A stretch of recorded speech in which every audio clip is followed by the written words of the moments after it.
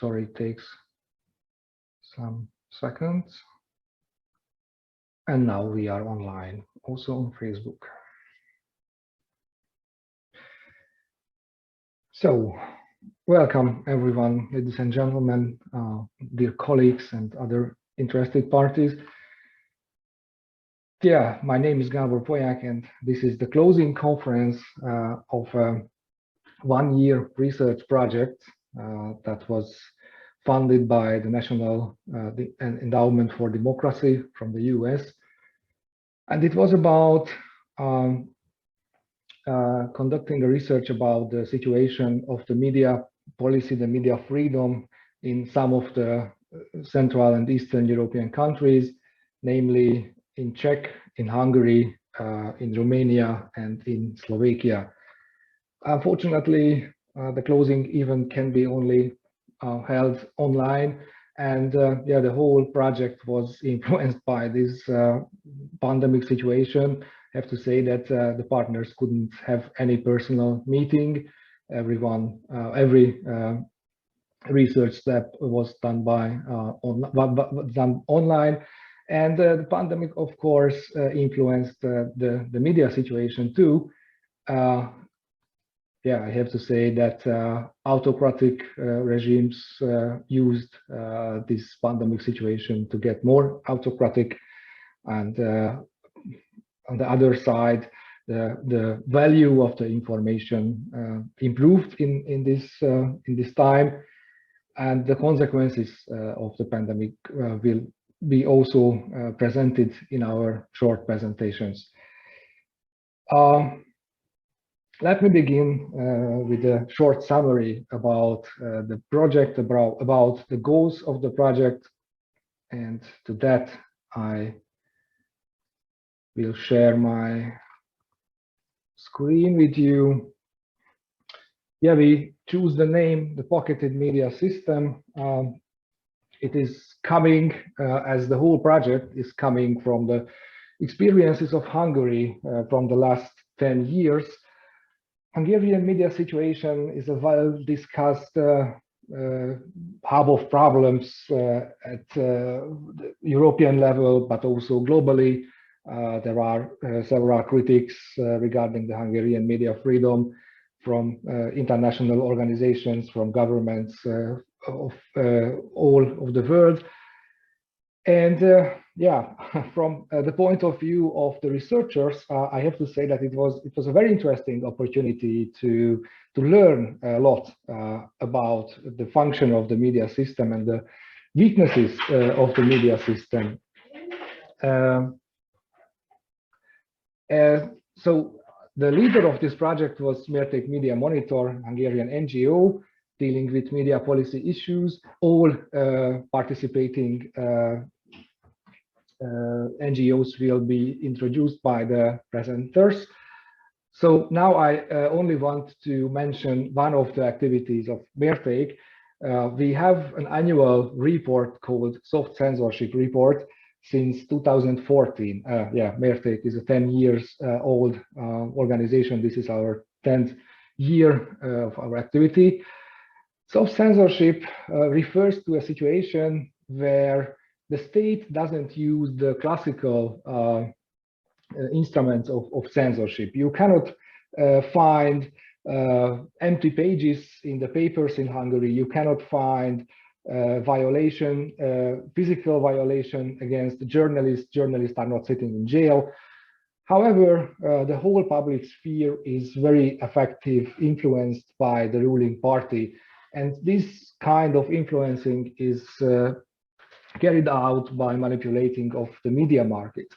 This is what we call soft censorship, where the manipulation of the contents are carried out indirectly by shaping the communication conditions and by shaping the whole communication infrastructure, not only the ownership structure of the media market, but also by manipulating the advertisement market, the market for delivering the television signs and so on. So all additional markets are occupied by the politics. And that means that the allocation of the media market resources don't follow the market normalities. They are following political aspects, and the whole allocation is manipulated by the politics. And at the end, the decisions of the business players of the media market are also influenced by political aspects. So as a result of the soft censorship, you cannot speak about media market, and you cannot speak about free discussion on the media. Everything is under political control. This is what we experienced here in Hungary. And the main idea of this project was to use our methodology, what we elaborated in the last years in other Central European and Eastern European countries. So a kind of knowledge sharing to have a comparative analysis. And this idea was also sympathetic for the National Endowment for Democracy. They decided to fund this pilot project. Yeah, and at the end, we got some regional conclusions and some media policy recommendations. The participants are from, as I mentioned, from Czech, the MediaForum, from Hungary, Mertek Media Monitor, Romanian partner was ActiveWatch, and from Slovakia we have Memo 98. The fields of the research, it is, I have to say that not the whole field, the entire field of our soft censorship reports. It is concentrated now on 4 fields: the media market analysis, on journalists' experience, practice of national media authority, and the state of the public service media, public service broadcasting. Just for your interest, some basic data about the countries who took part in this research. Yeah, of course, the historical background is similar. All of the countries are young democracies, and as you can see, also the economic background is similar. The GDP per capita is, yeah, kind of similarity that you can see here. The biggest countries, of course, Romania, Czech and Hungary have the same population, and Slovakia is the smallest country from the participating countries. That means that the differences between the media market, the differences between the state of the media freedom cannot come from the differences of the economic and geographical differences, because mainly these are very similar grounds for functioning of a media system. Yeah, we get the question every time, not only from sponsors, but also from the audience: why is this kind of research interesting? Because we can find several other researches about the media freedom, about the media system. What we can give for the audience and for the experts dealing with media issues is firstly this very complex approach to media freedom. The basic idea behind Mertek was to have a cooperation between journalists, lawyers, economists, sociologists, in order to have a really comprehensive picture about the state of the media policy and the media freedom. We don't deal only with the problems of the media providers. We also look for the situation on the additional markets like advertisement market.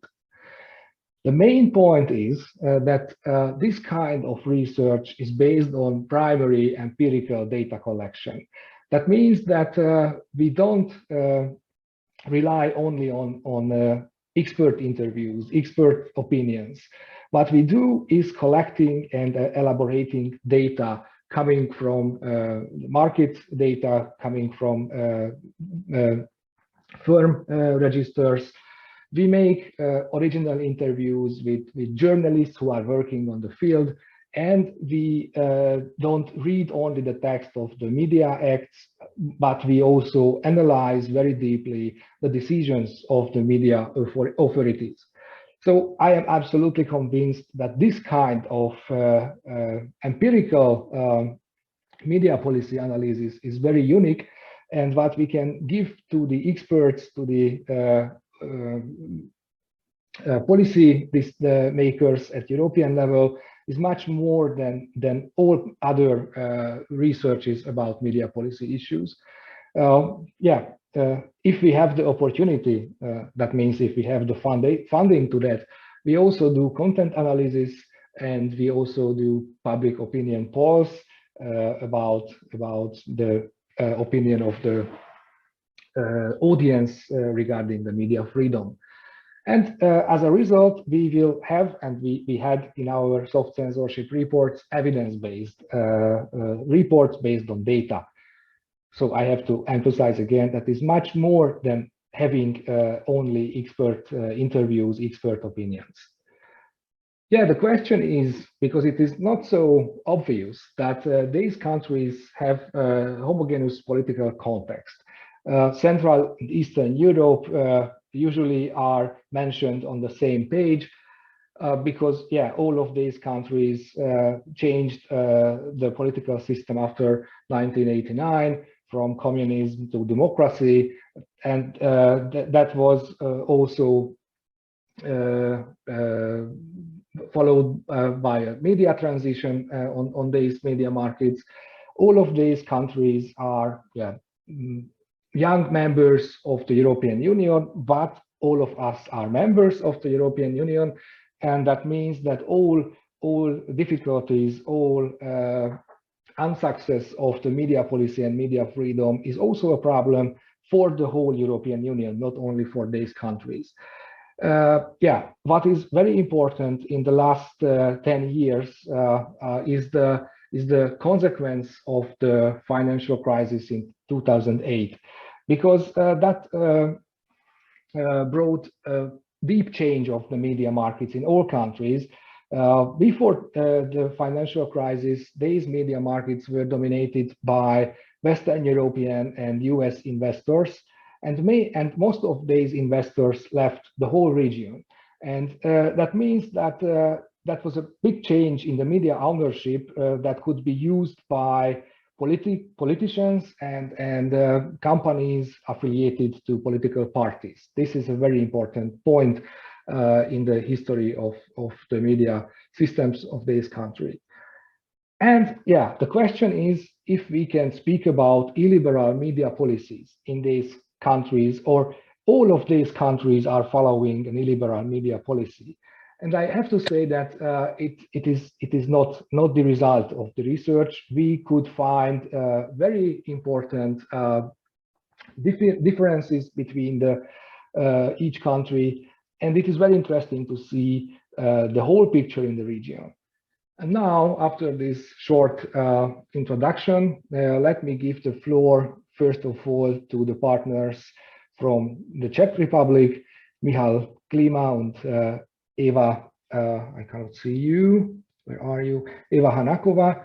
They will present the results from the Czech Republic. The floor is yours. I take back the screen sharing and you can do that. Good morning, everybody. I will try to share my presentation with you.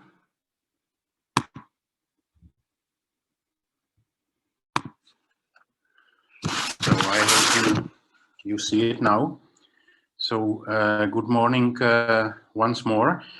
Let me say as an introduction that I think it was very important, our work, to compare the situation, find the similarities in our countries and also differences. And I think it is first time such a project was realized, and I think it is very important.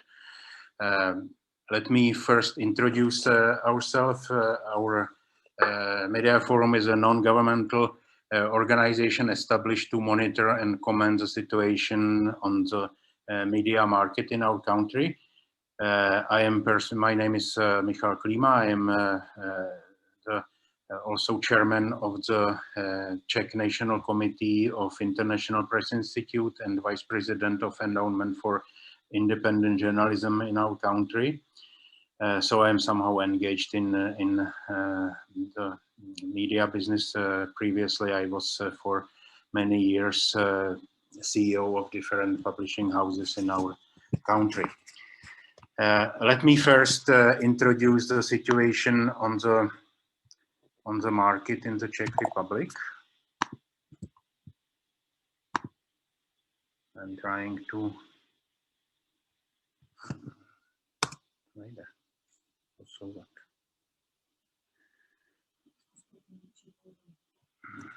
Okay.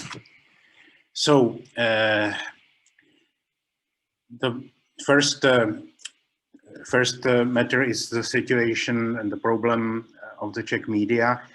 The situation was so that since the fall of communism for about 20 years, over 20 years, Czech media market was quite stable, professional and independent.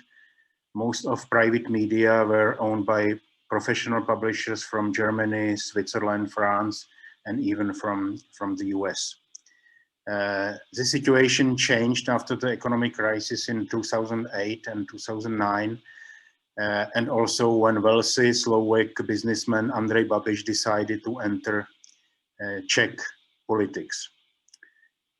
Because he was before criticized by journalists who were expressing doubts about the way he got control over his businesses, he decided to acquire important Czech media publishing house, which was publishing two most important newspapers. And he, at that time, he explained this step that he wanted to let them write the truth. Later, several other oligarchs acquired media organization as well, and not to have problems with Andrej Babiš, who in the meantime became the Prime Minister of the Czech Republic, they suggest their editorial teams not to criticize Andrej Babiš, at least not too much. Additionally to that, the public service media, Czech television and Czech radio, are controlled by councils elected by politicians. Despite the practice in the past, recently governing parties are preventing those candidates who are not loyal to them to be elected. On the other hand, we witness the process of new independent media being established by those editors who left their media after they were acquired, after the media were acquired by oligarchs. Despite the fact that these media don't have enough resources, they succeeded to get quite high media coverage. There is visible pressure from governing politicians on critical media. They are not getting accreditations. Journalists of these media are not getting accreditations. On the press conferences, their questions are not being answered. And last but not least, they are not getting advertising money through governmental advertising.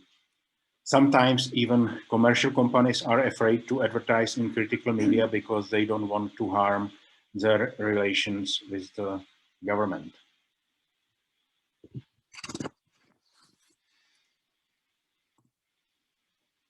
Our research confirmed that the situation of journalists is much worse than in traditional Western countries. But what is important to say, that speed of decrease of media independence is same as decrease of quality and reliability of the content is very high. The scale of direct and indirect influence of Andrej Babiš and his collaborators is extremely high. Again, nothing like that would be imaginable a few years ago. On the other hand, there is also positive development. Readers are highly interested in new independent media. They are buying subscriptions for paid content. they are financially supporting independent media through financial collections.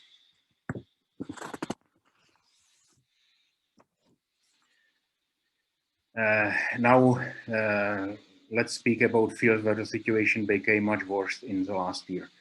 The most visible change of the situation to worse is visible in the public service media. Councils of both TV and radio are trying to put them under pressure. Although they did not decide to attack them definitely, the politicians, it shows that it is important to watch the situation permanently and monitor it. Politicians know that the public is extremely sensitive on what is going on in the TV and radio, so they are afraid of large-scale conflict. During the pandemic, when the government was very generously helping different industries in the Czech Republic, especially those where Prime Minister is active, the media industry got no any subsidy. It made the situation even worse. And continuing attacks on journalists and media as a whole, together with strong Russian propaganda and disinformation campaign, is decreasing the level of trust of people to media. They are factors which are damaging the media service to the public and threatening democracy in our country. Part of our work was also interviewing journalists, and my colleague Eva Hanáková will now summarize their views and also introduce a recommendation based on our research how to improve the situation. So I will now pass the floor to her.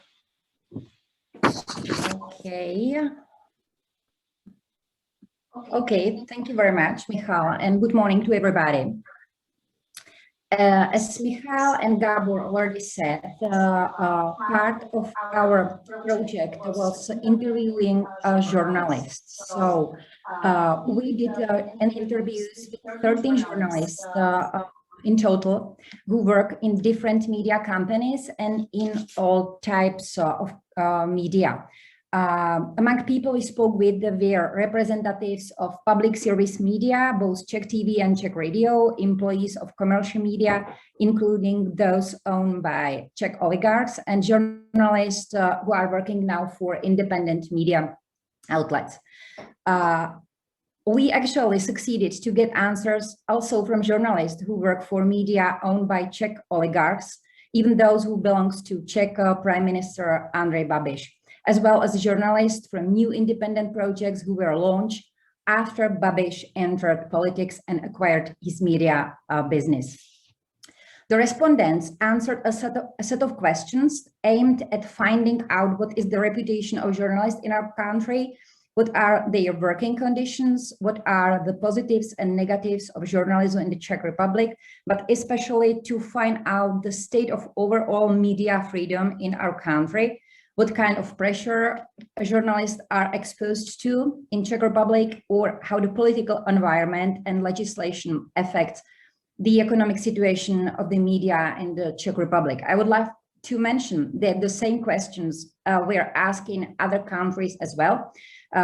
So in Slovakia, Hungary, and Romania, in order to get a comparative analysis of the state of Central European media more than 30 years after the fall of communism, or how the situation has changed in the last 2 or 3 years.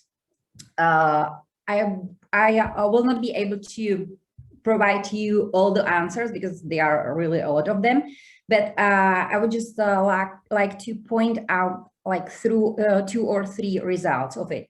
So if you take for instance, the situation in our country. So the journalists should have answered what are the most serious challenges that are affecting their work. So the vast majority of respondents, so 11 out of 13, consider the journalists in our country today face serious challenges that affect their work. Only a person actually who is working for Agrofert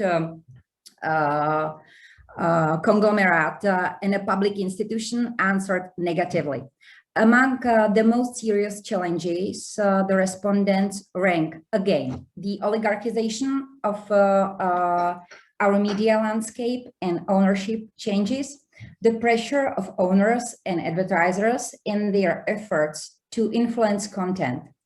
Other answers mentioned were the unhealthy relations between business and government, the economic instability of media, and intimidation of journalists as well. What is very interesting, the journalists were mentioning as well the problem of censorship, but most often they were mentioning the problems of self-censorship. When speaking about the change of state of press freedom in our country in the last 5 years, 8 out of 13 journalists admit that the media freedom is much worse now than it used to be, and that the changes are very intensive and quick. What was very surprising actually for us was the moment when we were asking the journalists about the current state of press freedom in our country. Because quite surprisingly, a majority of respondents said that the level of press freedom in the Czech Republic now, so in this moment, is quite satisfying and quite high, despite the threats from Andrej Babiš and other oligarchs.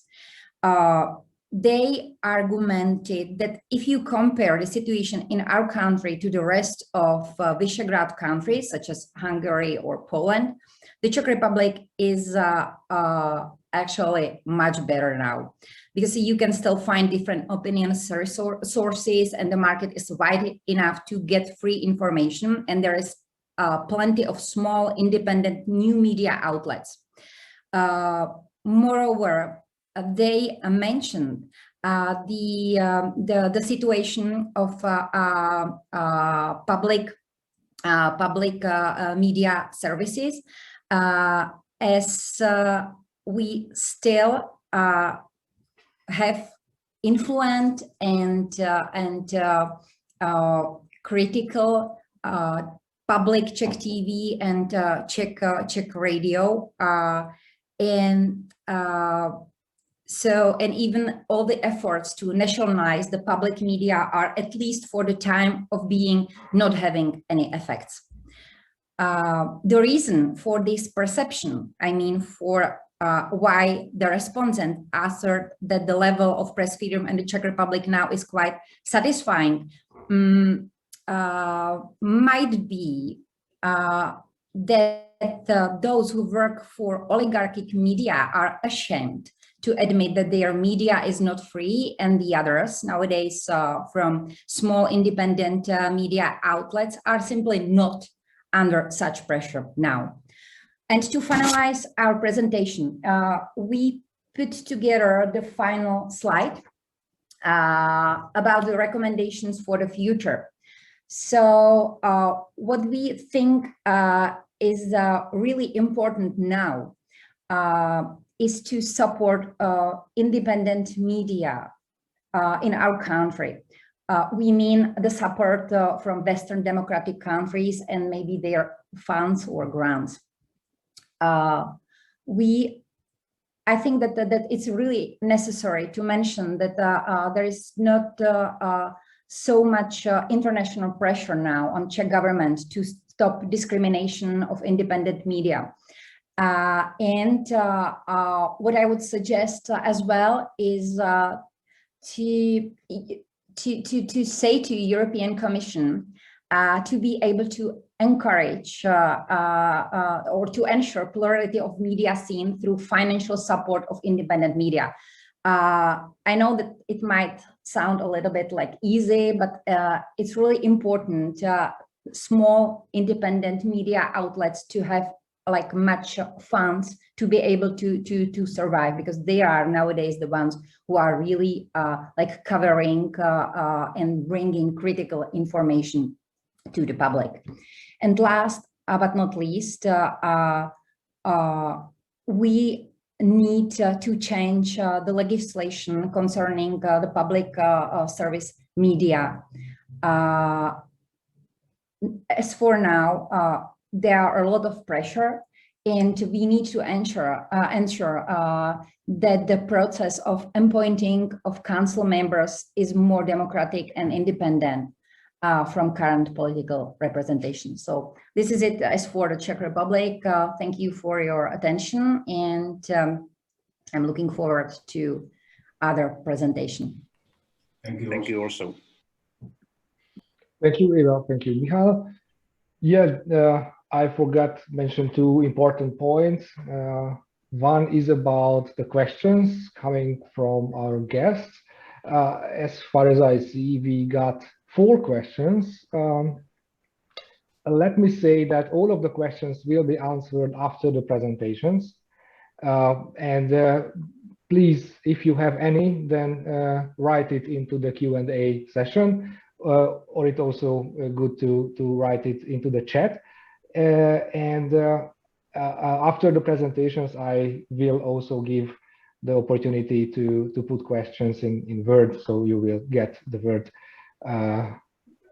to put the questions. But if you have any question during the presentations, please write it. And the second point, yeah, it is also important to know that this research is not about the whole 30 years after the political change. It is about the last 2.5 years from 2018. So we have to mention some previous issues, but we focused on the last 3 years. Okay, and now we will hear the presentation about Hungary from my colleague Agnes Urban. Thank you very much. And I also share my presentation. Hopefully you can see it. Sorry. Yeah, it is better. So my name is Agnes Urban, and I'm one of the researchers of Mertek Media Monitor. Practically, Gabor said a few words about Mertek at the beginning, but it is important to know that Mertek, as a Hungarian media policy think tank, was founded 10 years ago. So practically, we monitored the last decade of the Hungarian media system. But of course, we have some historical knowledge about the previous decades. And we were in a special situation in this project because it is already the 7th self-censorship report in Hungary. So it is a series. And we really focused on the latest developments because we already described the background of the Hungarian media landscape in the previous reports. So, of course, the structure of the presentation will be quite similar to the previous one. And you can see the main problem areas here. It is rather well known that there is an extremely high ownership concentration. The well-known KESMA is a kind of illustration for this high ownership concentration, but it is important to mention that there are also other media outlets that are somehow related to the pro-government forces, but they are not related to the KESMA. KESMA is the Central European Media and Press Foundation, and I don't want to go into details because I think it is rather well known. Only in one sentence, pro-government businessmen offered their media companies to a foundation. It is the KESMA. It happened in November 2018. and it showed that there was no business rationality behind this media investments, because businessmen never donate their companies to a foundation. So there was a political rationality behind this investments, and there is a political rationality behind the CASMA itself. It is rather well documented that there is a very strong market distortion in Hungary, and the basic tool of this market distortion is the state advertising. It was interesting to see in the comparative analysis that financial effect of state advertising is used also in the other countries, but the sum and the share of the state advertising is incredibly high in Hungary. In this country, the state is the biggest advertiser, and it is it really questions the market forces in the whole media market. We also had interviews with journalists, and it became obvious that there are difficult working conditions, and there is a poor social image of journalists. So journalists are struggling with this negative image, and the main problem is that the so-called propagandists, these people are working in the pro-government media, and I don't want to use the term journalist because they are not journalists at all. They do not seek the truth, they do not investigate the corruption stories and so on. They are propagandists who participate in the political communication ecosystem in Hungary. And actually it also destroys the image of the real journalist. So it is absolutely a problem, and I think it will have long-term consequences on this profession in Hungary. The bias tendering practices by the Media Council is also rather well known. It is somehow historical, since it started in 2010. There was a huge scandal in the last months when Klub Radio, the famous government critical radio station, lost its frequency. So I think by this case, the Media Council and the tendering practice of the Media Council became rather well known all over the world. But anyway, it was not a single case. The whole system of the tendering procedure is rather problematic in Hungary. And it is also well known that the public service media became a propaganda machine. It is really a disaster. I'm pretty sure after this comparative analysis that the Hungarian situation is much worse than in the other countries. And it is not a coincidence that public service media just simply mentioned as state media in Hungary in the everyday discussions, because the current public service media, which is public service media by the law, is absolutely similar to the state media of the communist era. And we have two figures, and I think they are rather interesting. The first is about the distribution of the Media Council's radio tenders. And as I mentioned before, CASMA is only one part of the pro-government media empire. There are also other elements in this system. Business interest of Lőrinc Mészáros is absolutely significant in this pie.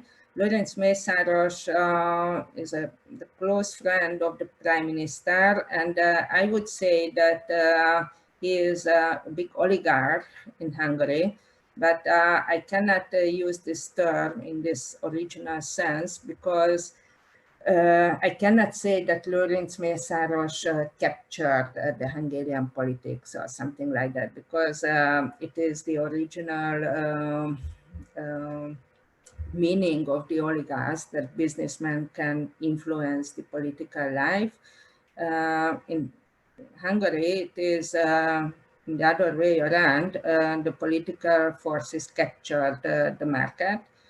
And Lőrinc Mészáros is the close friend of the Prime Minister, and the most wealthy Hungarian figure is an important person in this system. But Lőrinc Mészáros personally didn't capture the political life.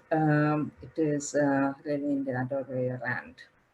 The religious radio stations are also very important in Hungary, and they were the beneficiaries of this radio tender procedures in many cases. And it is important to see that only 14% of the radio frequencies went to independent applications, where the relationship with the government forces was not proved at all, and other 8% of the tenders didn't lead to any result. And there is another important figure. And it is the state advertising spending in the last year. You can see the same problem as before.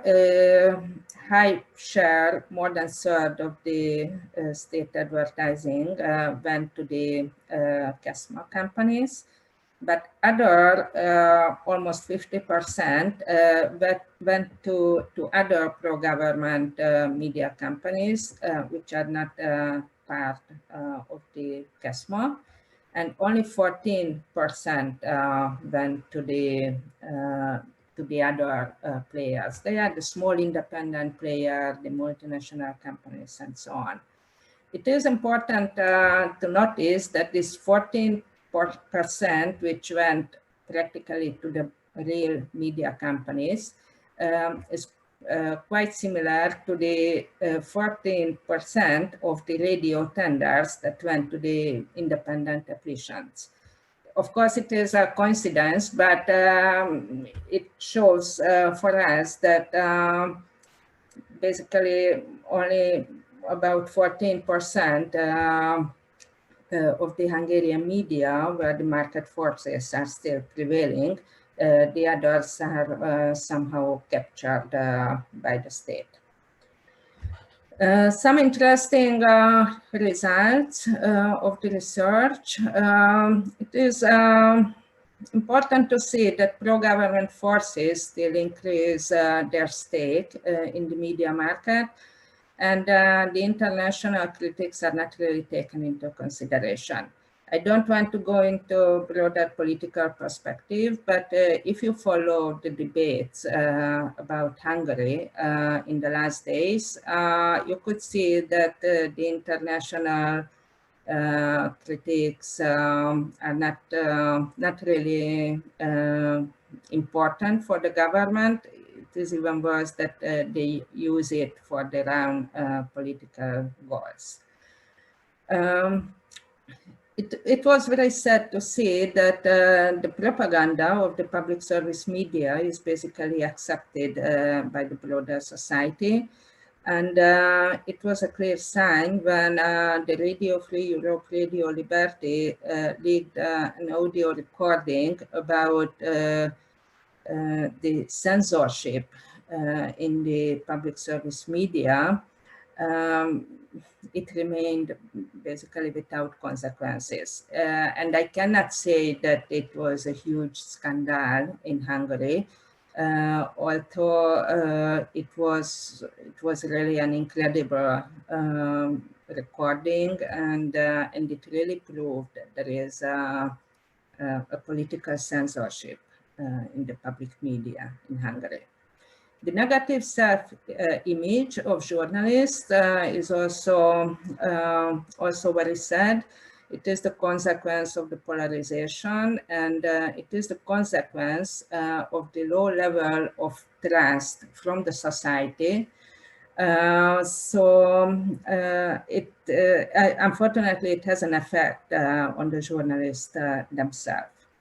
And basically, we could hardly find any positive trend. The overall picture is absolutely negative. Maybe the only positive side is that the independent media outlets, or several independent media outlets, could increase the crowdfunding in the previous year, and it is good news. But we are still uncertain if crowdfunded business model is sustainable in the media business in long run. And there are some fields where the situation became much worse in the last years. It is a new element that the pro-government forces capture not purely the media companies on ownership level, but they also capture the whole media ecosystem, the broader ecosystem.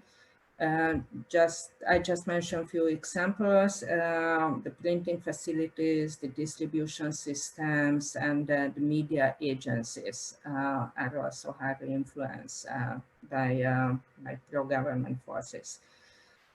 The public service media budget significantly increased in the last years, and it means more intense propaganda activity in the Hungarian media.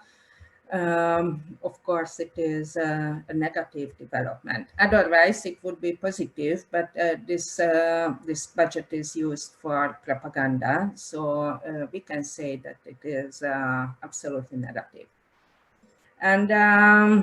And as I mentioned before, the polarization of the journalism became even bigger than before. I have no idea how this problem can be handled in the future. And some recommendations for the future. For the market players, the remaining market players, the independent media, need closer cooperation and joint projects and strong solidarity are required. It is also a message for the potential donors. They have to fund, they have to support this project from the independent media scene. A recommendation to the opposition parties: they have to work on a detailed media policy programs. Of course, we have no idea about the result of the election in the next year, but anyway, it is important to prepare for a new political situation in Hungary, and the detailed and professional media policy program is absolutely required. The European Union also has some tools. The Audiovisual Media Services Directive can be used for guaranteeing the independence of the regulatory bodies. It would be incredibly important. For example, in Hungary, as I mentioned before, the Media Council tendering procedure was close monitoring from the European Union. And of course, the European Commission should react to our stated complaints. These complaints were introduced to the international audience several times, so I don't want to go into details. This we had two complaints with our partners. One partner was Benedek Javor, a former member of the European Parliament. The other partner in this project was the famous Club Radio, and the European Commission doesn't do anything, and I think it was to decide if the competition law can be used for controlling the Hungarian media situation or not. They have to start a real investigation. We submitted this complaint several years ago and nothing happened until now. So we are still waiting for the European Commission. So it was the Hungarian case, and I think we will have a possibility to talk about the possible questions at the end of the presentations. Thank you. Thank you, Agnes. And yes, I say it again that we collect the questions. We have 5 or 6 now.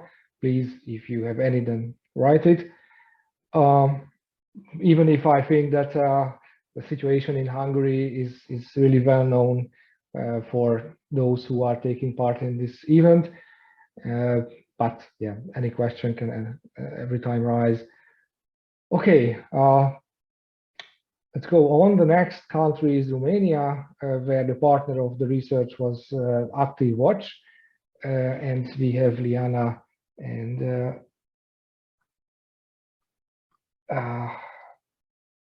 sorry, and Ionut. Yeah, now it works. Please, Liana.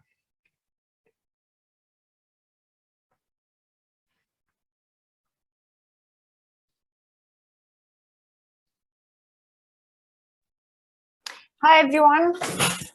Sorry, sorry, Liana. Now we can see. You can see my WhatsApp. Yeah.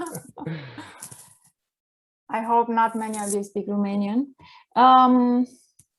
Okay, just a second. Sorry about this. Okay. It's okay now. Yeah. Yeah. Okay, so I'm Liana Gana. I'm from ActiveWatch. ActiveWatch is a human rights NGO with a focus on media. So we are also a media watchdog. I coordinate for my organization a program called FreeX, Freedom of Expression program. We started this program 20 years ago.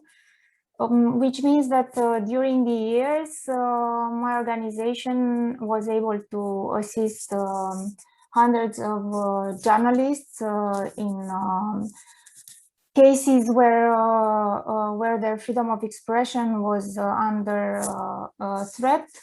We were involved in changing legislation, media legislation. And we also are known for publishing an annual report on media freedom in Romania, which unfortunately we stopped publishing last year at the same time with the pandemic.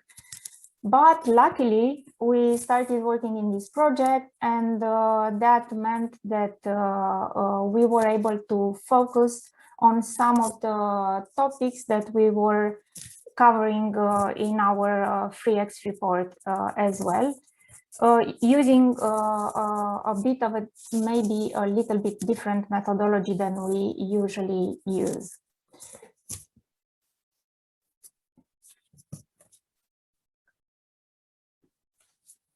So the main problems in the Romanian media as they came out in our research.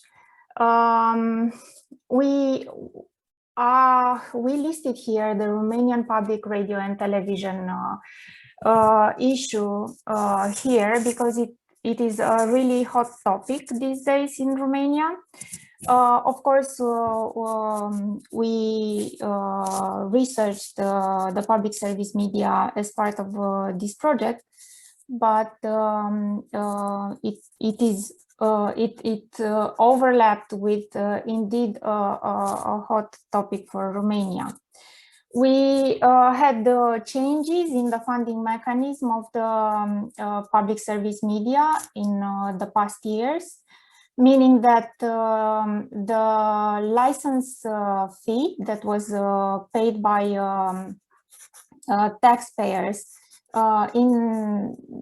directly to the television, actually through the electricity bill, but it was a direct funding basically. It was changed starting with 2017, and it was replaced with direct funding from the state budget. It was a very complicated decision. It was a populist decision. It was in a way a necessary decision because Romanian television was on the verge of bankruptcy, but it was a very criticized decision, and it is going to be very difficult to overturn this situation. So at this point, the public radio and television are directly funded from the state budget. They have low budgets. The budgets are actually becoming smaller every year, as you can imagine. And that, of course, impacts on the freedom of these institutions. Another big issue is the fact that the appointment and dismissal of the governing bodies of these institutions is very politicized. And now with a new parliament and with a new government, we have another change at the management of these two institutions, meaning in Romanian terms, the issue is simple. Every time we have a government change, or every time there's a change in the political forces in the parliament, we by rejecting the annual report of the public radio and televisions, the managements of these two institutions are overturned. And this is exactly what happened now. The new government coalition did the same thing and changed the management of these two institutions that are now led by two directors, not even by a board of directors, but only by two executive directors. Of course, there are all the other issues that have impact on the quality of the public radio and television, the poor management, the controversial spending of public funds, especially in the past years. It happened with the public television. There's lack of independence, journalistic independence, or insufficient anyways. And even if these institutions publish a lot of public interest information, there is a lot of omission of such public interest information. There's censorship and there's self-censorship, and it was mostly obvious in the past years with the previous management of the public television. We had the head of the television was a very controversial person, and proofs of censorship came to the public attention. In the case of the National Council of Audiovisual, it is still a controversial institution. Its activity improved in the past years, but its functioning and decisions are criticized for political biases. This is coming mostly because of the mechanism of appointments of this of the members of the National Council of Audiovisual. They are many times former politicians, spokespersons for political parties, and so on. And sometimes this political luggage comes is obvious in the way they approach their decisions. And overall, there's a big criticism in regards to the lack of authority of the National Council of Audiovisual in enforcing the audiovisual law, meaning that they are criticized for not being harsh enough and for not being able to facilitate a better environment for the quality audiovisual media. There's a lot of fake news, and there are a lot of privacy infringements, and of course the televisions are just doing their things, as the fines that they get from the National Audiovisual Council are very small. So of course the institution has poor credibility with the public. Main problems in the Romanian media, as they came out from the current recent research,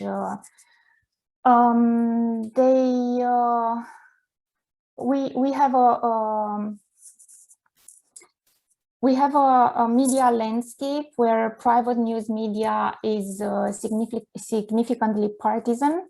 We talk here about political partisanship, not other types of partisanship. This is the main issue.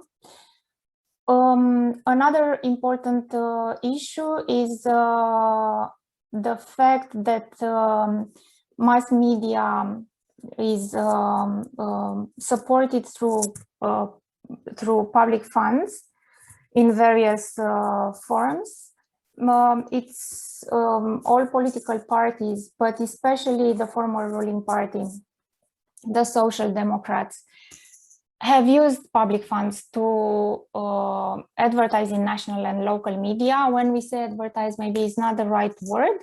Sometimes we have local councils in various parts of Romania who are finding ways of giving public funds to local media, not necessarily as advertising, but as special projects, as organizing events, and in other manners, other ways that make actually very difficult for us, for media observers or for journalists researching the topic, to get an idea of how public funds are spent in the media. It's really difficult to track the money. In 2020, the new liberal government, the new government coalition, has allocated 40 million euros to national and local media outlets. They said they are doing this to run awareness and informative campaigns on pandemic-related topics. These money were not needed. By law, the audiovisual media has to distribute for freely the messages that are of public interest, and obviously the pandemic-related messages are of public interest. So this money were actually a form of supporting the mass media, but it was done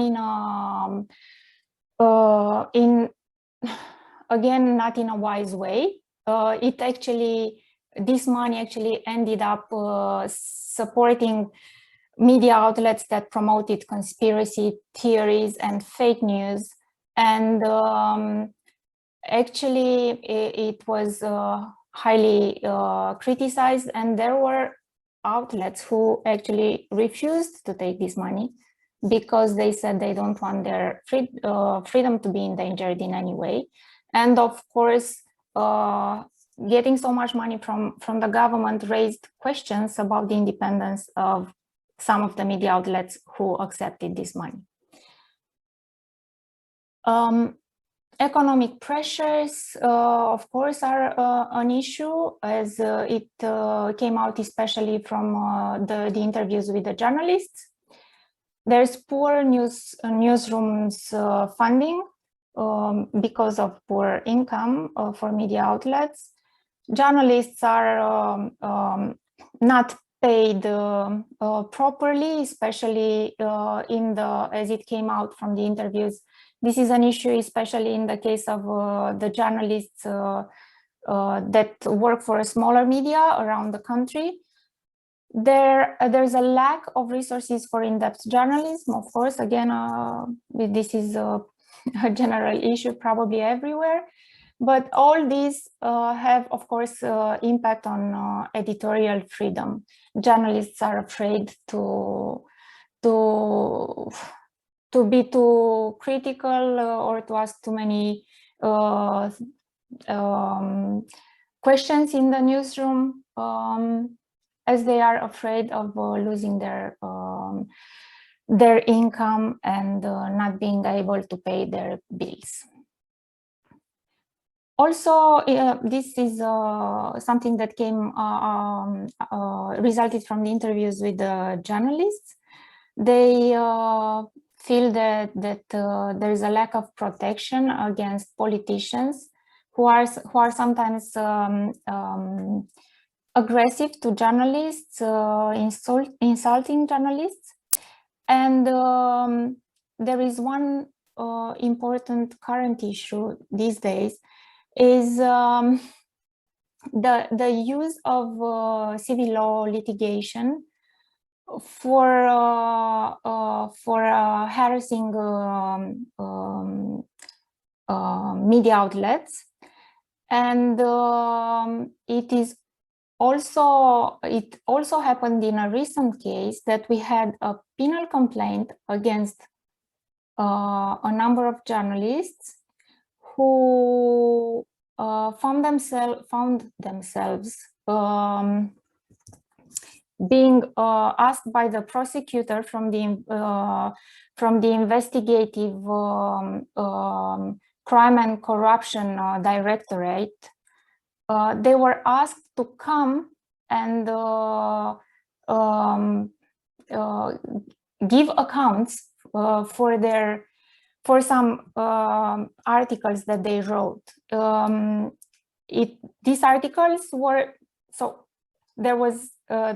these articles were about a local mayor in Bucharest who is accused of corruption, and this mayor filed this complaint with the prosecutor, saying that he was blackmailed by the publication of these articles, without giving any other proofs for such blackmail. Also, the prosecutor who asked these journalists to come and give explanations about the articles, this lawyer is married to this prosecutor is married to the lawyer of a close partner of this mayor. So it's a complicated explanation that I gave here, but briefly, we ended up having penal complaints against credible journalists, and we ended up having them these journalists being forced to be in front of a prosecutor who actually has a big independence issue. The most surprising results of the research, there were not many surprising results of the research for us. We chose to present here two things that we found interesting.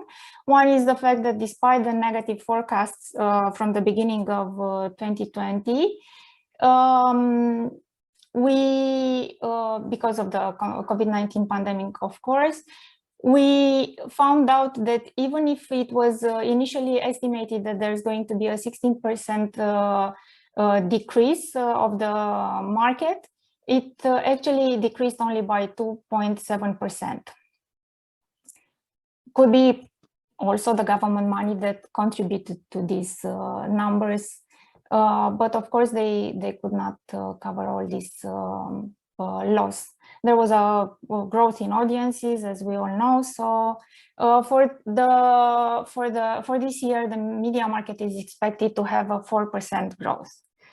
Also, it was it is interesting, and we wanted to put it here as maybe a positive sign and a hope. The fact that 70% of the total revenues of an independent media platform recorder was covered by individual donations and subscriptions. This is an issue that came on and on in the discussions with the journalists. The fact that the Romanian media consumer is not used to paying for content.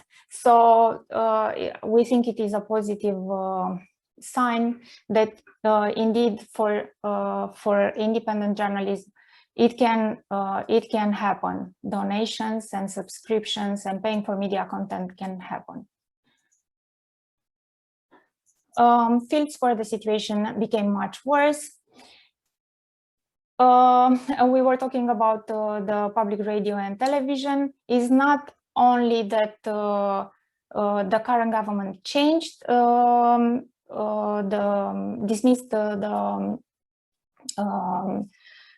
management of these two institutions, but instead of proposing a better law for the radio and television, as we all expect from this government coalition, as it is a liberal coalition, and it has some people who have who do understand what public service media mean.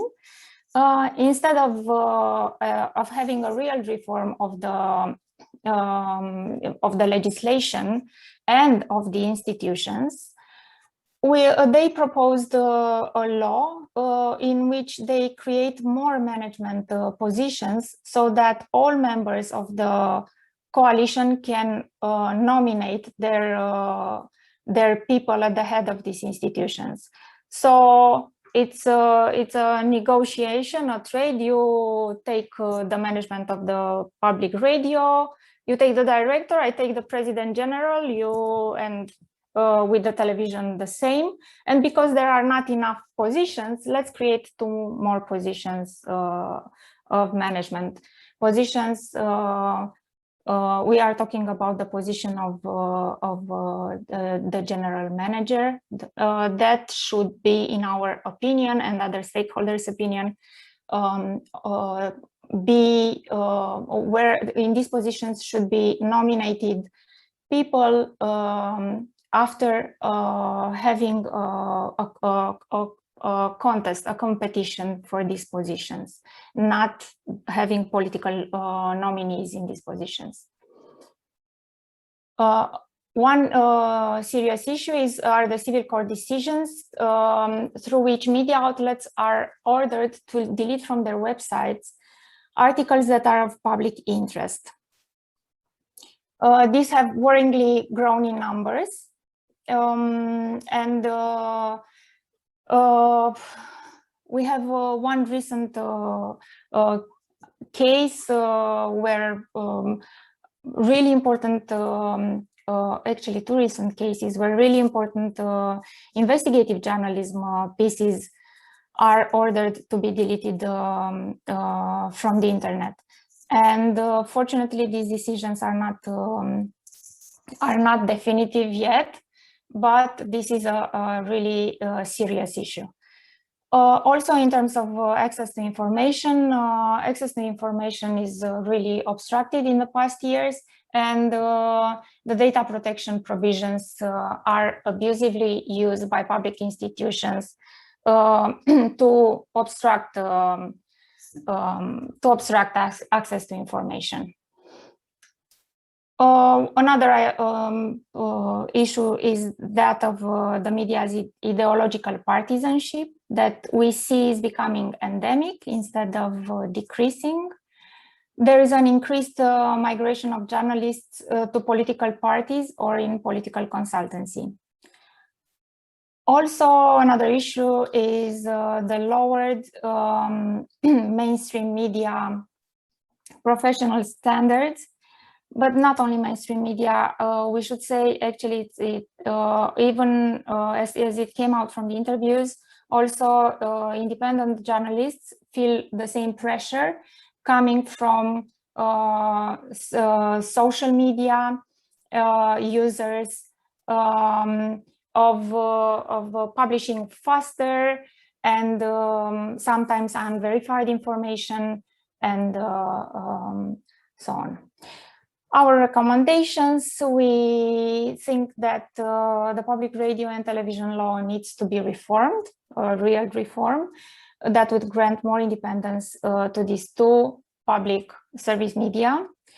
The law on access to information needs to be enforced at all levels, which is not currently happening. Actually, it is, as I said, it is an obstruction of the law on access to information at all levels. In the past years, journalists felt that access to information became worse. Public funds should not distort the advertising market and should be spent in a transparent manner. We know it is wishful thinking, but still, at least we should know how this money are spent. The fundamental right to freedom of expression and public interest journalism should be protected in courts. Here, there are hopes, but we just need to find the right means to work with the judges. And also, we think that there should be transparent and predictable enforcement of the existing audiovisual legal framework for better audiovisual media quality. So that would be it. And we are here, me and my colleague Ionuț Codranu, for any questions you might or comments you might have. Thank you very much, Liana, and thank you for the whole team. Yeah, just one sentence. It was interesting to see that your recommendations are targeted the decision makers in Romania. In case of Hungary, it is not an option. All of our recommendations addressees are the European Union. It's an interesting difference between the countries. Okay, and again, if you have any question, just write it. And as far as I see, several questions are also answered by the colleagues written, but in the end, everyone will have the opportunity to speak about, to discuss about further issues and further questions. So thank you. And the fourth country in this research project is Slovakia, and we had Memo 98 as a partner. And Memo 98 is a very important partner for Mertek in several other projects. Thank you for having you also in this research. Ivan and Marek, the floor is yours. Thank you very much. Thank you very much, Gabor. Thank you very much for your kind words. It's mutual. It's also very good to be on board together on the project, because the more we can produce together, it's, I think, easier to understand and also to see differences if there are any, and I think there are quite a number of them. Before we'll come into our presentation and telling you something about the Slovakia situation, maybe let me tell you a couple of words about our organization. As our name indicates, we're based in Slovakia, and we are actually working since '98.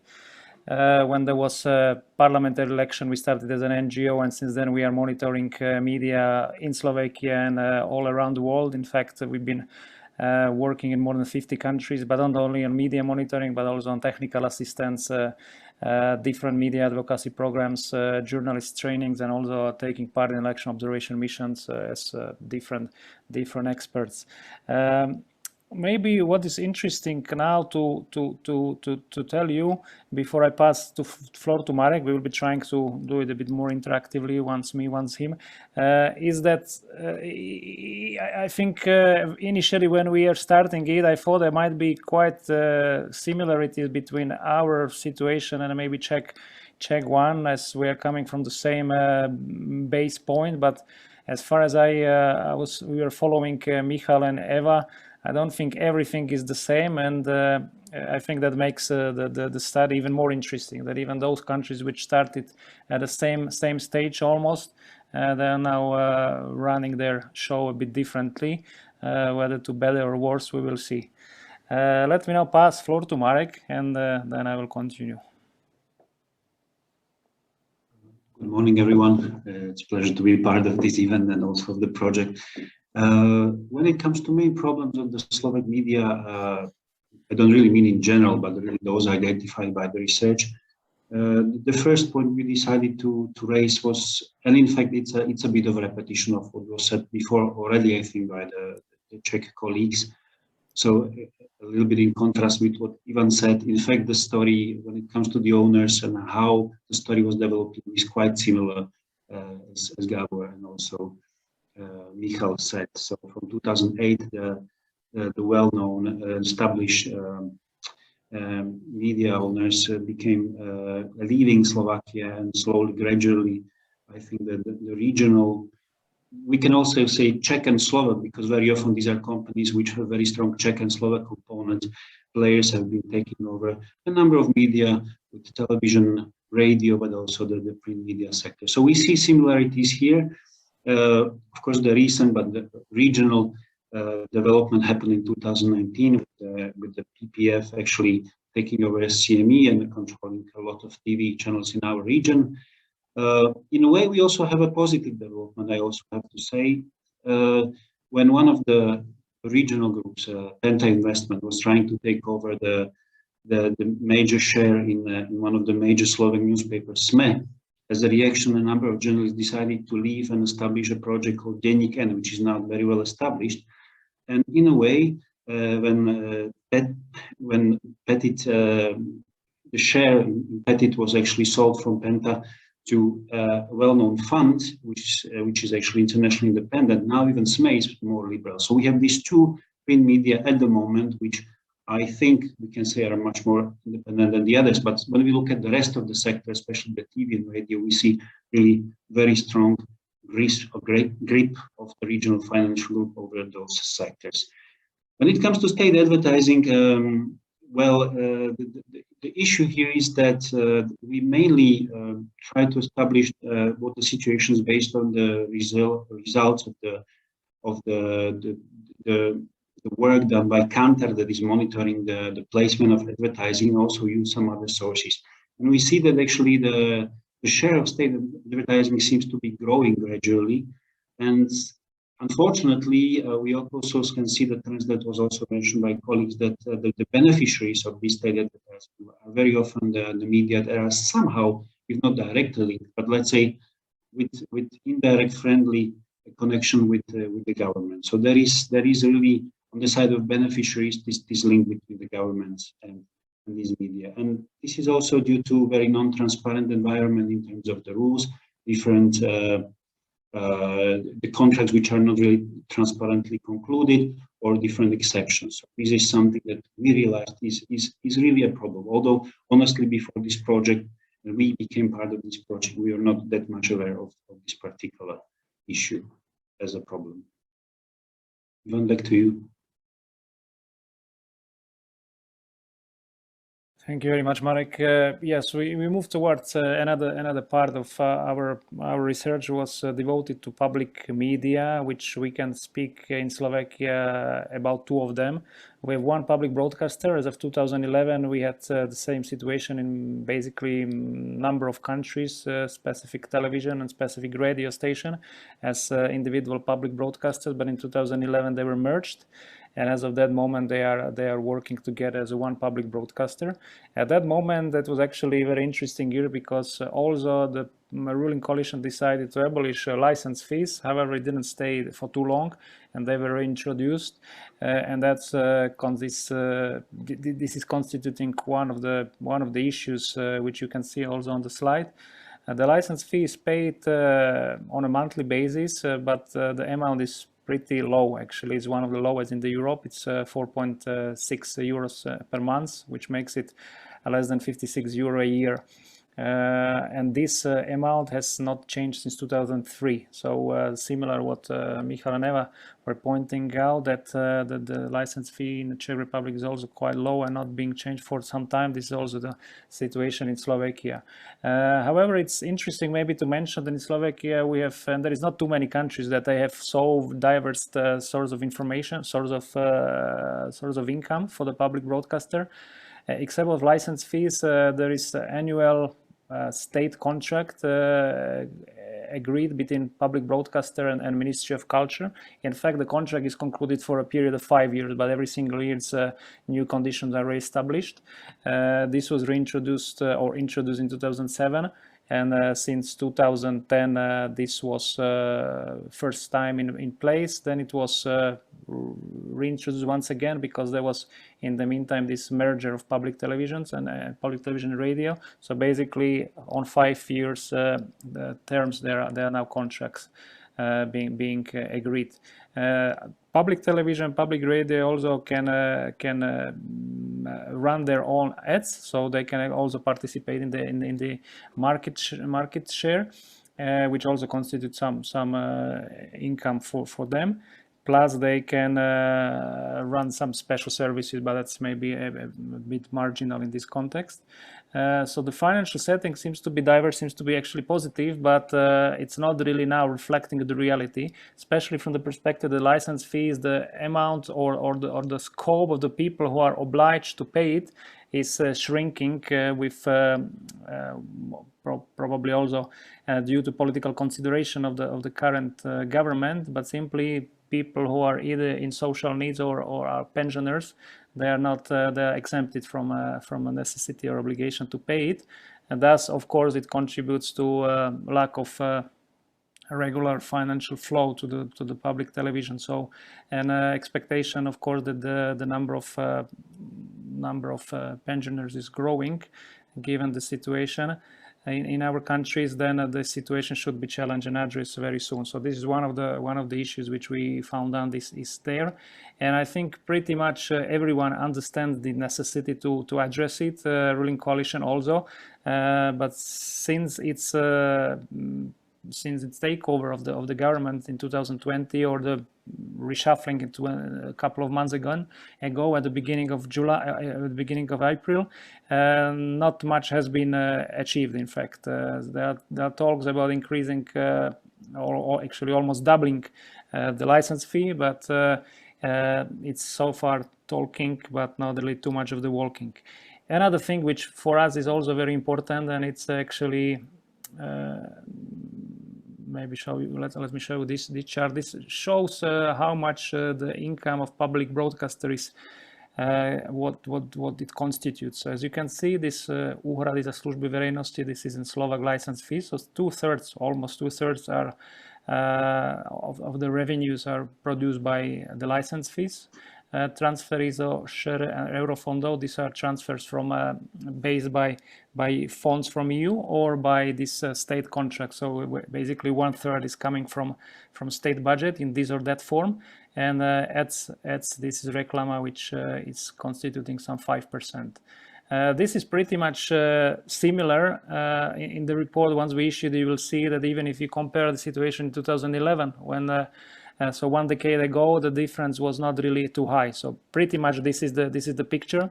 Most of it is taken so by the license fee. So it's really important to keep the level proper. So the television is not underfinanced.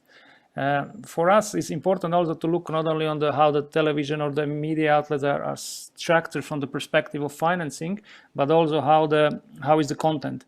In Slovakia, still, despite the really clear boost of social media or social networks, television is the dominant source of information. This is a chart which represents the situation in 2020, and as you can see, 52% actually of respondents declared television to be the main source of political information, which is still quite dominant. And out of that group, declared public television as the second most important source after television Markisa, which is the private most popular television.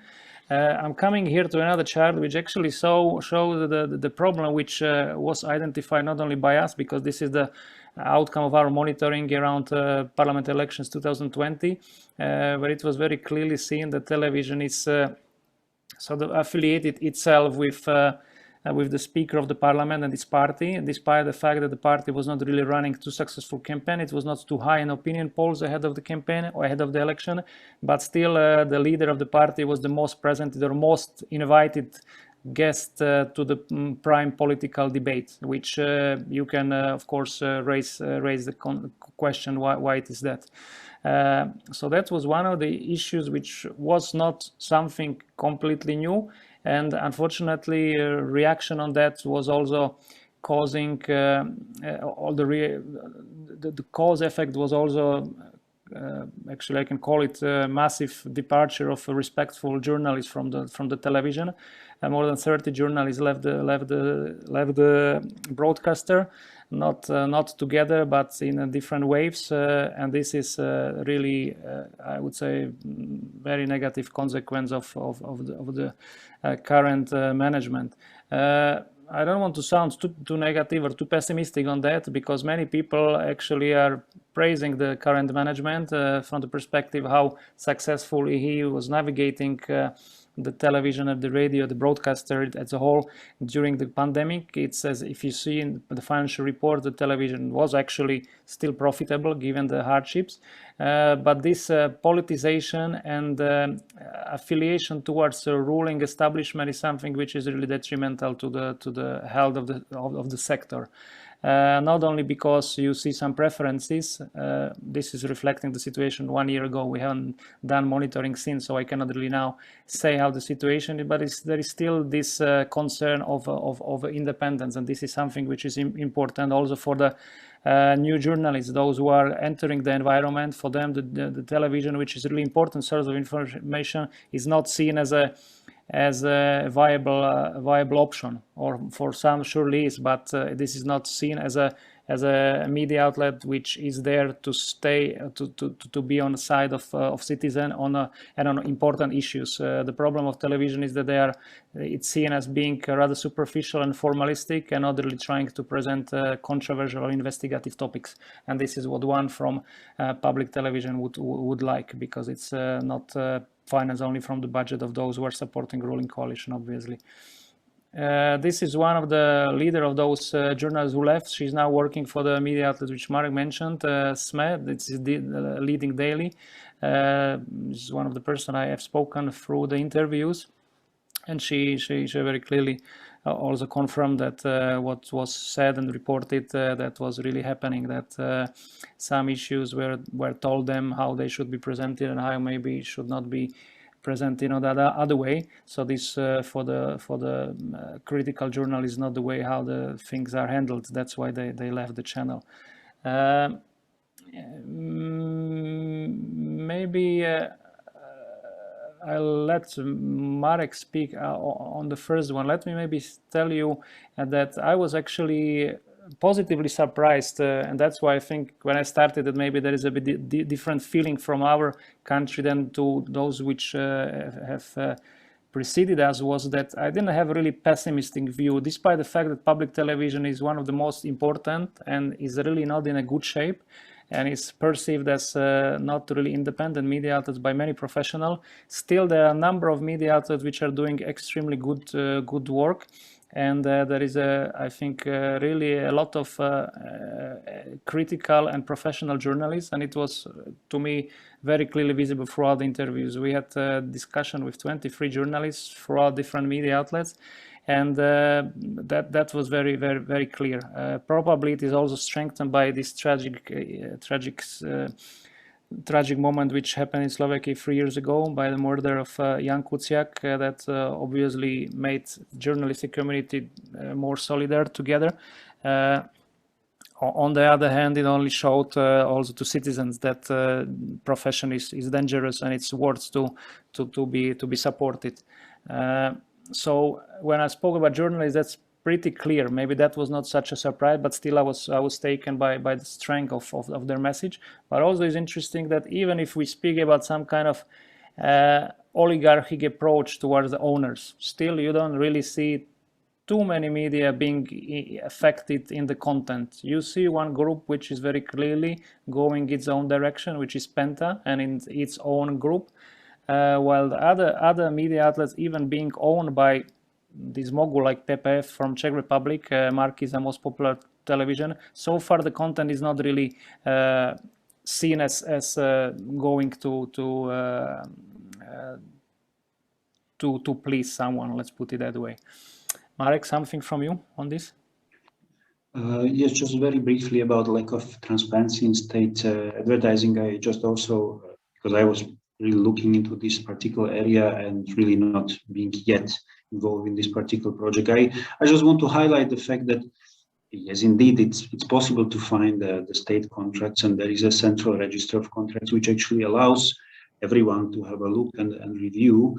However, it really requires an enormous amount of energy, research, and I think it's a project for investigative journalism really to have a good idea of how the money is being spent. But of course, we are talking about what is really the state advertising. Is it only ministries? Is it also municipalities? What kind of municipalities and what level? And how the money are also being spent. But I think probably the more important issue when it comes to lack of transparency is actually the way the advertising contracts are actually awarded. If they are exempted from the public procurement, they are or not awarded in open competition. So actually to see really the roots of the problem, which I mentioned before, that there seems to be particular beneficiaries of the state advertising, like for instance the JNT television, which was given 39 million euros in 9 years, compared to more popular television, which was awarded only 22 million euros, which is only about 60%. So there are these differences, and the way the system is set up, I think, is a question or is an issue where it's worth really digging into and forward. Ivan, back to you.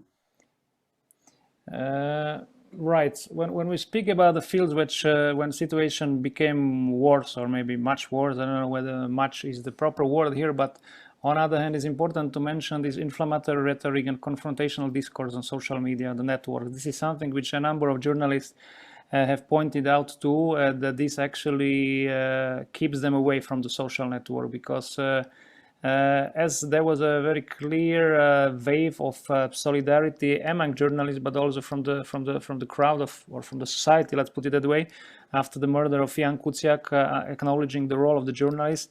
It maybe has decreased since. It's difficult to quantify whether the bigger part or the biggest part of the society would be on the side of so-called mainstream journalists, but surely now more people than before or than ever realize how the work is important. On the other hand, unfortunately, we have a lot of politicians which are intentionally decreasing and undermining the reputation of journalists. And unfortunately, they are also specifically one person is one of the most popular on social networks, and it's really regrettable, because the person doesn't really try to initiate a normal discussion. It's basically based on around attacks and inflammatory rhetorics and derogatory comments towards the opponents, either political or social, and I think that's a very bad tendency, because then this language, these narratives are taken by the society, and you hear a lot of shouters which actually are attacking journalists and mainstream media. It's also important to keep keep the critical eye on that. It doesn't mean that the most vocal are the biggest part, but this tendency of confrontation is very visible, and that's a negative feature, that's for sure. I think it's important to mention, but that probably have come through what we said so far. This reporting courage or the self assurance of public broadcaster is something which we are missing, and this is not a new feature. Unfortunately, public broadcaster was always seen as sort of affiliated with government, and it was only up to the general director how much this feeling would be actually defended or other way around. It would actually show that no, it's not the case. So far, I think throughout the period of our independence since '93, maybe there are two outstanding directors. One was 2003-2006, Richard Rybníček, who started really big reform, and then maybe Václav Mika 2012-2017, who actually was also appointed with a label of being political, but it turned to be rather professional. Unfortunately, he was not re-elected, and another person was elected, and that is seen as a quite clearly political nomination, unfortunately. Recommendations, I'll let maybe now Marek to address those. Just before that, one point which we missed, and maybe I can just highlight, it's in a way a follow-up on the media buys also that Ivan was mentioning somehow. It's the activities of our media regulator, especially during the election campaign, which is the area which we, organization Memo 98, which we are attentively following. We see really a tendency of our regulator in past years actually not to be very transparent about its monitoring of the election coverage, although it's been done. However, while in the past the results were publicly available, they could be a subject of discussion, the monitoring reports were published on the website.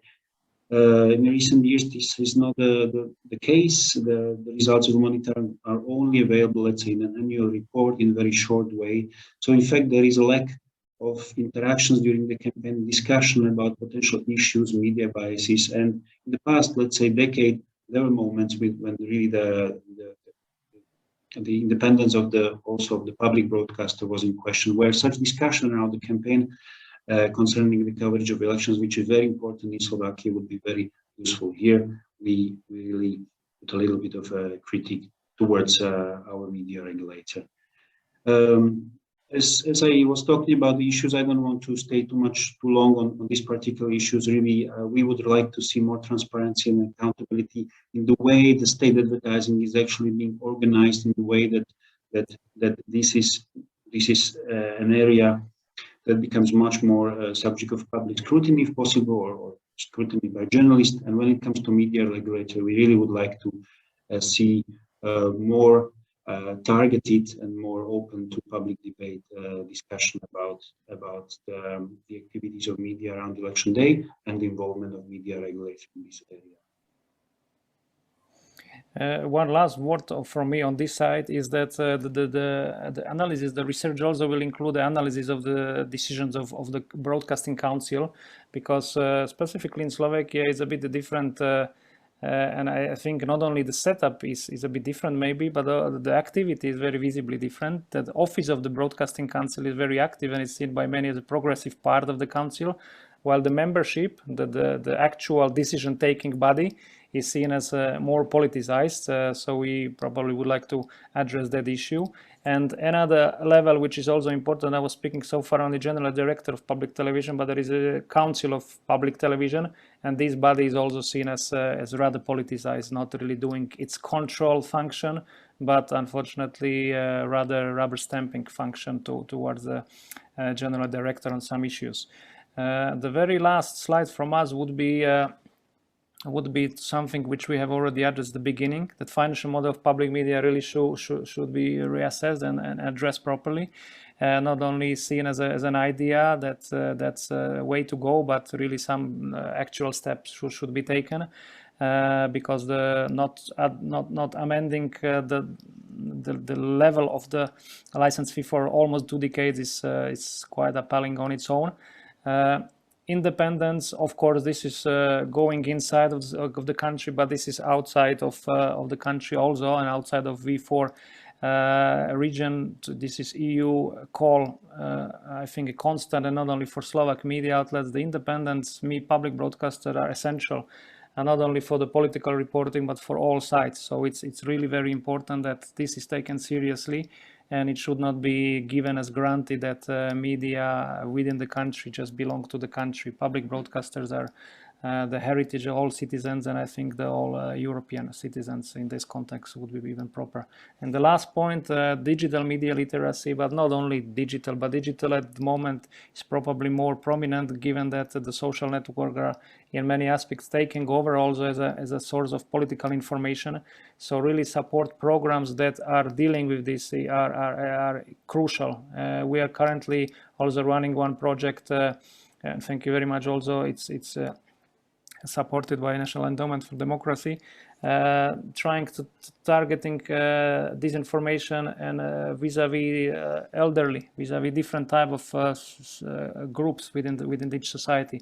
I think there are very vulnerable groups, and this should be taken seriously, not only from that perspective, but from perspective of the school system. I think this is something which should be dealt with on a daily basis, and more programs should be addressing the issue on and on, because I'm currently speaking from Yerevan. I'm here in different position, but the issue is very prominent here as well. As any other country you come, disinformation, the lack of critical thinking, you might hear it everywhere. So the more programs on that would definitely help.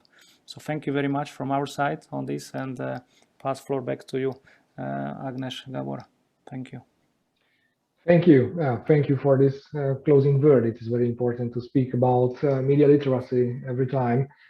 Of course, the presentations were a bit longer than it was planned. However, I also had very short conclusion to the research.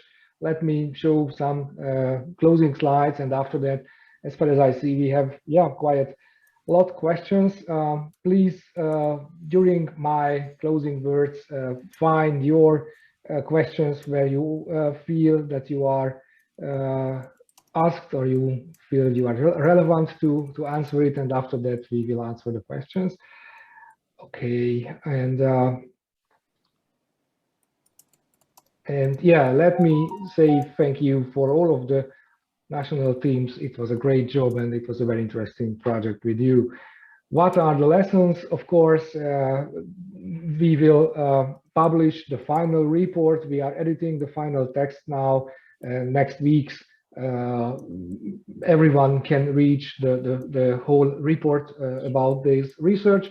And this conclusion is a bit superficial from my side, but I think we could find 3 groups of countries in these 4 countries. Czech Republic and Slovakia has free media system, of course, with some varying phenomena, but in general, the situation and the conditions of the journalistic work is not so bad. The media is free.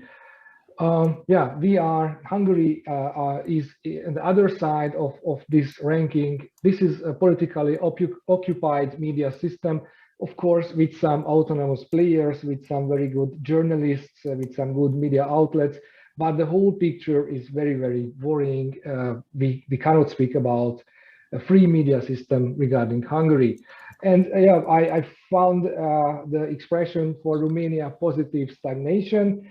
It is not so bad, and it isn't not worse than some years ago, but of course it should be better. And these conclusions are also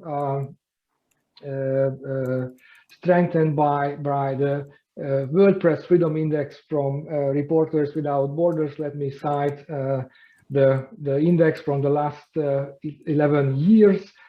This is the position of Hungary. This is the ranking of Hungary. It's a dramatic fall of the situation in Hungary. In the other countries, what was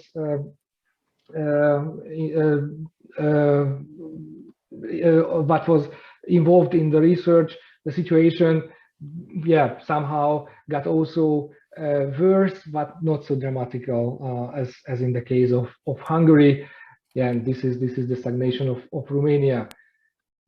And yeah, this is a very fresh report about news consumption, digital news report from the last week. It is also interesting to see not only the differences between the trust in the news in general, it is not so high, the difference, but if you also take a look at the trust of the news coming from the public television, yeah, the difference is dramatic.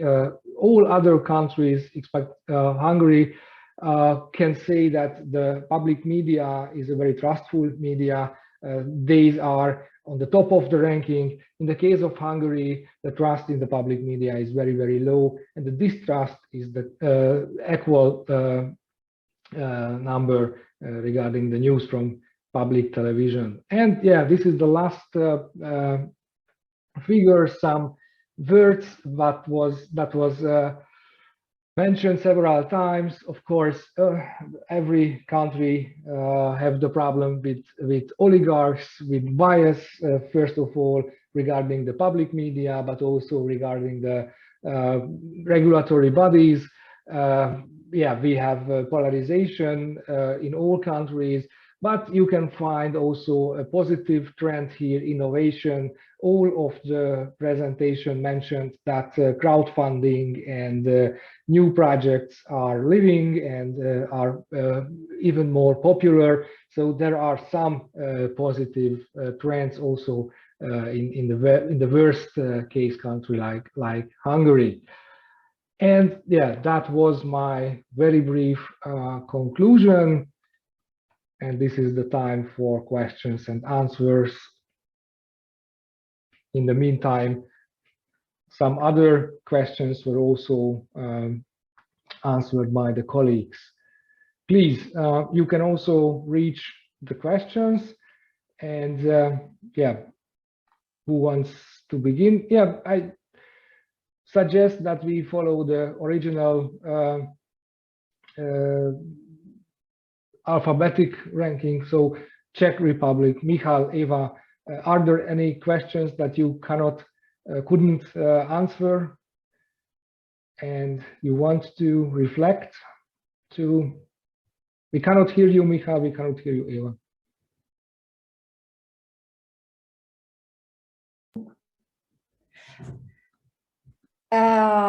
Okay, as for the Czech Republic, I think that I was following all the questions of the participants, so I think that I was able to answer actually all of them.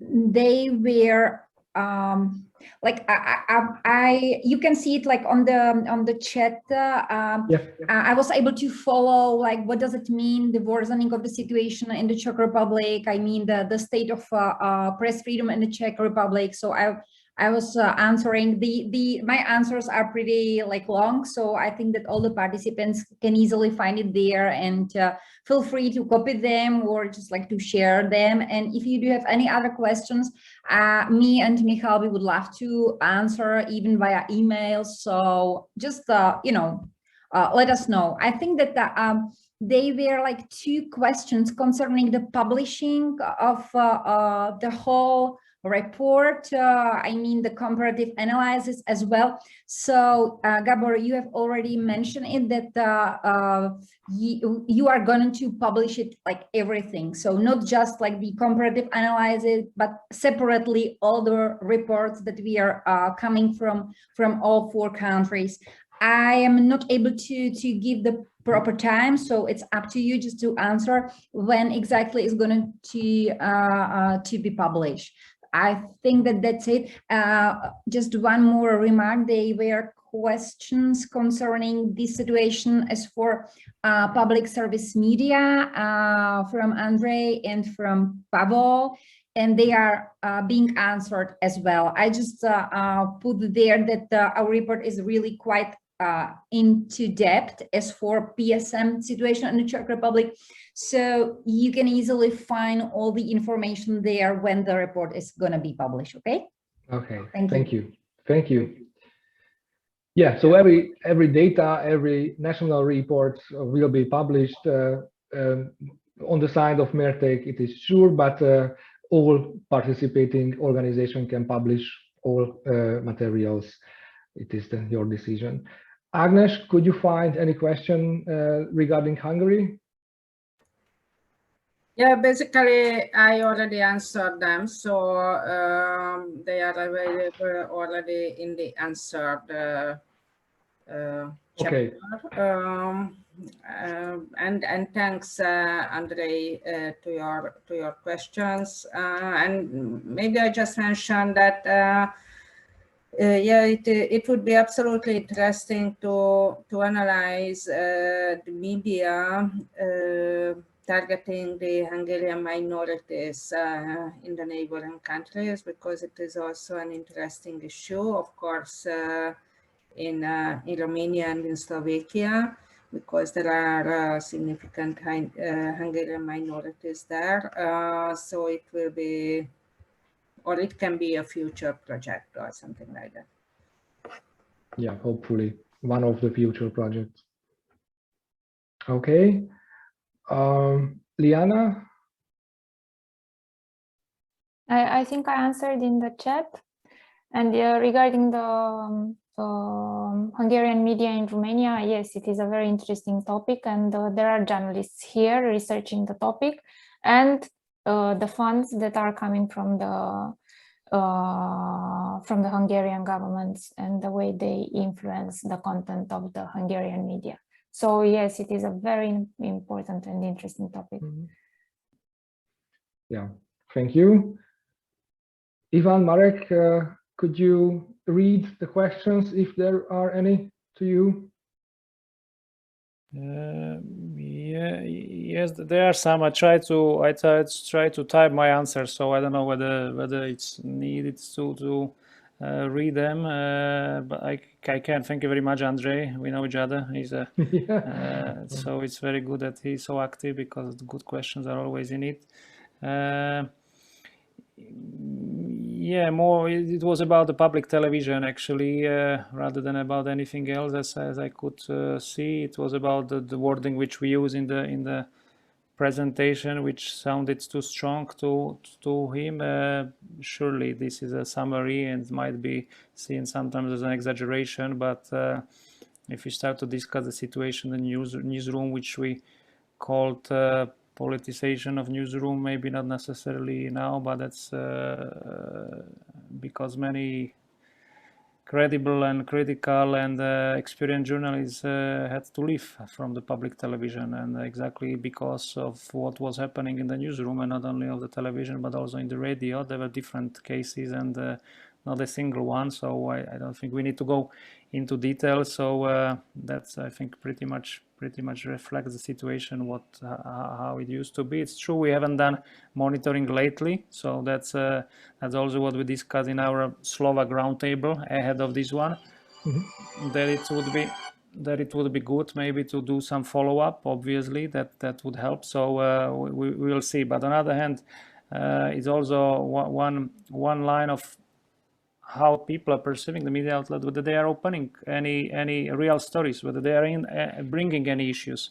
It's not only that you don't really hear about problems on a daily basis, but it's also whether they are active in opening some controversial issues. Not speaking about that, there were at least two problems which they sort of either didn't show in one investigative reporting program, or another one was related to vaccine Sputnik being brought from Russia, and how they were reporting on it in the main news program, which we didn't particularly like also. So I don't want to generalize. We haven't done monitoring lately. We need to see, but the situation hasn't improved significantly. That's for sure.